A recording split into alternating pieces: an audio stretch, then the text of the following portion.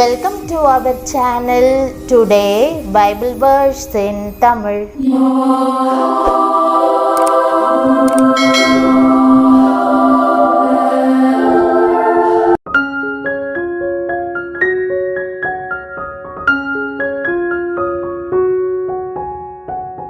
இன்றைய வசனம் யாத்திராகமம் 33ஆம் அதிகாரம் 14ஆம் வசனம்.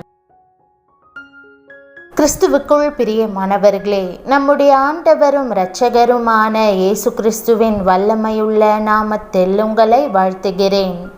என் சமூகம் உனக்கு முன்பாக செல்லும், நான் உனக்கு இளைப்பாறுதல் தருவேன் என்ற வாக்குதத்த வசனத்தை இன்று நாம் தியானிப்போம். இந்த வசனம் அனுதின நோக்கில் நமக்கு முக்கியமானதாகும். எந்த பொருள் இல்லாவிட்டால் உங்களால் வாழ முடியாது என்று கேட்டு விளையாடும் விளையாட்டு உங்களுக்கு தெரிந்திருக்கும்.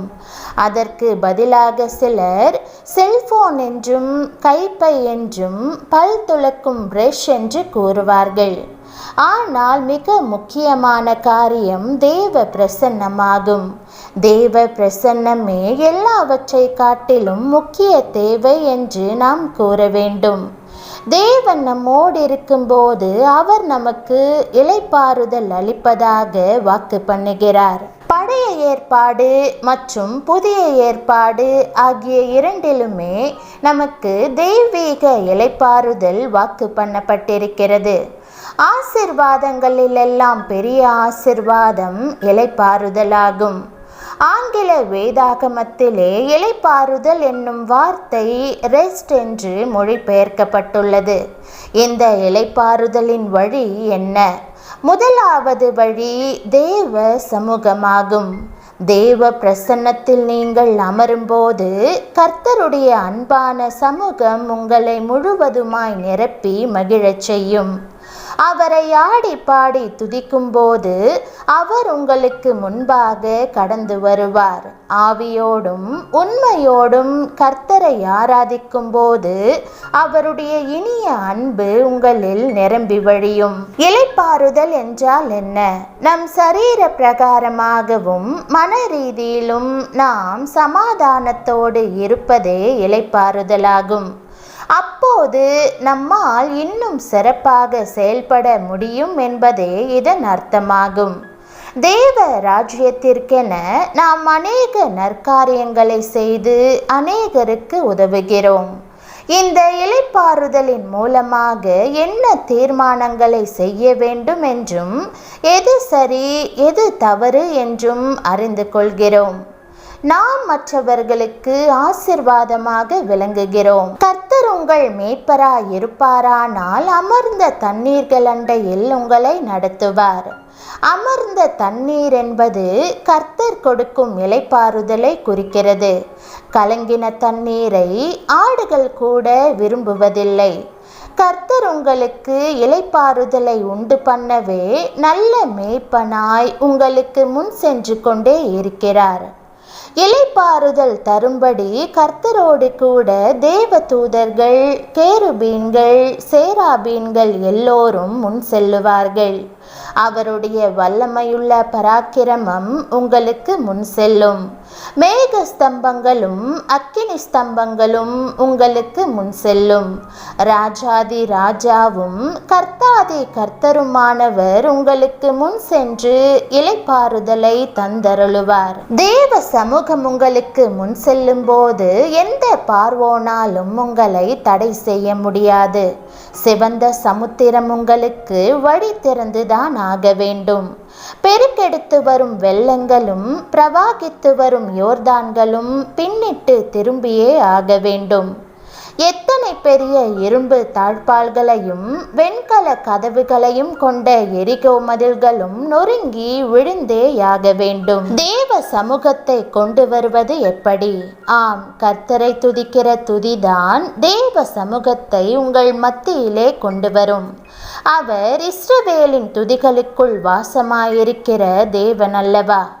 எந்த சபை ஆவியோடும் உண்மையோடும் கர்த்தரை தொழுது கொள்ளுகிறதோ அங்கே தேவ சமூகம் அளவில்லாமல் இறங்கி வருவது நிச்சயம். அப்போஸ்தலனாகிய பவுலையும் சீலாவையும் நோக்கி பாருங்கள்.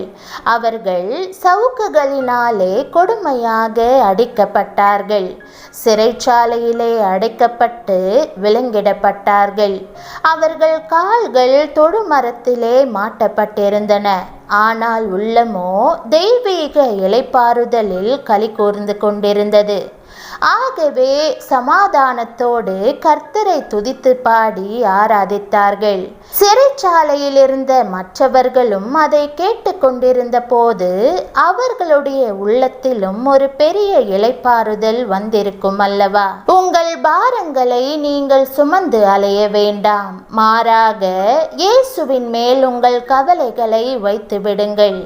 அப்பொழுது உங்களுக்கு இளைப்பாறுதல் கிடைக்கும். அவர் உங்கள் முன்னே போவார். நீங்கள் கையிட்டு செய்யும் எல்லாவற்றிலும் எளிதாக ஜெயம் பெறுவீர்கள். பிரியமானவர்களே, எல்லா சூழ்நிலைகளிலும் கர்த்தரை துதியுங்கள். நீங்கள் கர்த்தரை தொடர்ந்து துதித்து தெய்வீக இளைப்பாறுதலுக்குள் பிரவேசியுங்கள். ஒவ்வொரு நாளையும் ஆரம்பிக்கும் முன்னர் உங்களோடு இருக்கும்படி தேவனிடம் கேளுங்கள். அலுவலக பணி இடைவேளைகளில் அவரது பிரசன்னம் விளங்கும்படி கேளுங்கள். கைபேசியில் மின்னாற்றல் குறையும் போது நாம் மீண்டும் ஆற்றலை ஏற்றுகிறது போல தேவன் உங்களுக்கு மறுபடியுமாய் ஆற்றலை தரட்டும். இன்றைக்கு தேவ பிரசன்னம் நம்மை நிரப்பும்படி ஜெபிப்போம். ஜெபம். கர்த்தராகிய இயேசுவே, உம்முடைய வாக்குத்தத்தத்தை அருளி என்னை தைரியப்படுத்துவதற்காக உமக்கு நன்றி. இன்றைய பொழுதை நான் ஆரம்பிக்கிற வேளையில் உம்முடைய பிரசன்னம் என்னோடு இருப்பதாக. என்னை வழிநடத்தும். உம்முடைய சமாதானத்தினால் நிரப்பும்.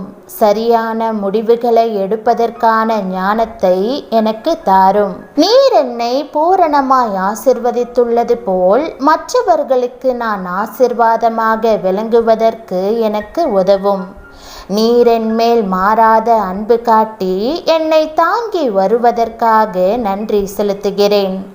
என் மேல் அதிக கரிசனை உள்ளவராக இருப்பதற்காக உம்மை ஸ்தோத்திரிக்கிறேன். என் பாரங்கள் எல்லாவற்றையும் உம்முடைய பாதத்தில் வைத்துவிட்டேன். எல்லா சூழ்நிலையிலும் நீரே எனக்கு சமாதானத்தை அருள முடியும். என் மனதிலிருந்து எல்லா பயத்தையும் கலக்கத்தையும் எடுத்து போட்டு உம்முடைய சமூகத்தால் என்னை தைரியப்படுத்துவதற்காக உம்மை ஸ்தோத்திரிக்கிறேன். நீர் எப்போதும் என் பட்சத்தில் இருக்கிறீர். உம்முடைய வழிகாட்டும் சமூகம் எப்போதும் எனக்கு முன்பாக சென்று வாழ்க்கையில் அடிதோறும் என்னை நடத்துவதாக. ஆண்டவரே, எல்லா காரியங்களையும் உம்முடைய இளைப்பாறுதலோடு நான் செய்யவும் என் இருதயம் சமாதானமாயிருக்கவும் நீர் எனக்கென்று வைத்திருக்கும் பாதையில் ஜெயத்தோடு நடக்கவும் உதவும். இயேசுவின் நாமத்தில் ஜெபிக்கிறேன் நல்ல பிதாவே, ஆமென். தேவனுடைய நாமம் மகிமைப்படுவதாக. ஆமென்.